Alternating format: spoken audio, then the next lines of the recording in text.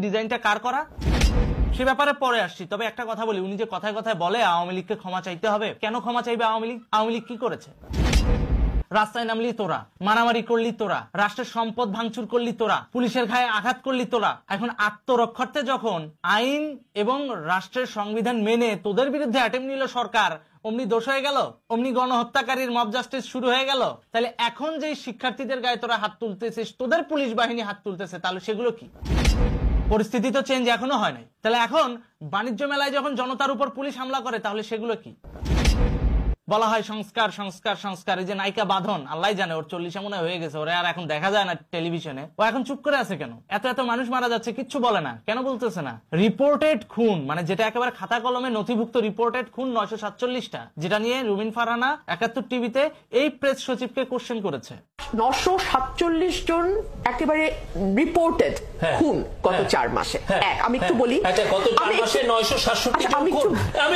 আমি এটা বলি, একটু ধৈর্য ধরেন। আপনি দেখেন 4 মাসে 174টা সাম্প্রদায়িক সহিংসতা, 23 জনের মৃত্যু, 80টি মাজার ভাঙা হয়েছে গত 4 মাসে।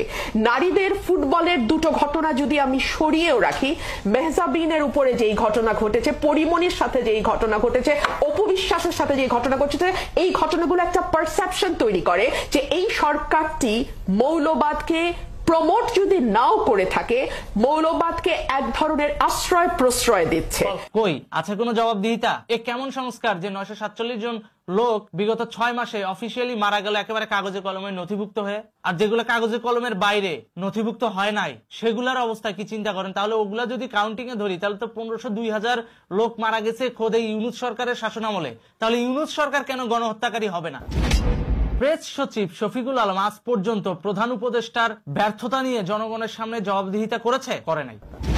আজ পর্যন্ত ইউনূস সরকার কি এই ব্যর্থতার দায়ে জনগণের কাছে ক্ষমা চাইছে? তাহলে আওয়ামী লীগের সভানেত্রী শেখ হাসিনা সহ আওয়ামী লীগের সিনিয়র নেতারা কেন ক্ষমা চাইবে? ও পুলিশ গুলি করছে এই অজুহাত দিবা? 7.62 গুলি তো বাংলাদেশের সরকারের পারচেজ করা গুলি না, এটা আসলো কোথা থেকে? তোমাদেরই মেটাকুলাস ডিজাইন করা প্ল্যানের অংশ, তোমরা নিজেরাই স্বীকার করেছো। তাহলে তোমাদের গণহত্যার দায় তোমাদেরই নিতে হবে।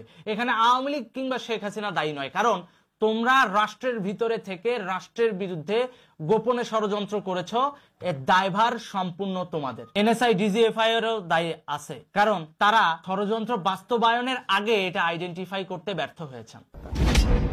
7.62 গুলি বাংলাদেশে ঢুকলো অথচ কেউ জানে না। 7.62 গুলি দিয়ে হত্যার ষড়যন্ত্র চলতেছে, কেউ জানে না। জানলো কখন? যখন সরাসরি স্টুডেন্টদের উপর গুলি চালানো হলো ওই সময়। তাহলে এটা শেখ হাসিনার অর্ডারে হয়েছে? মোটেও না। এই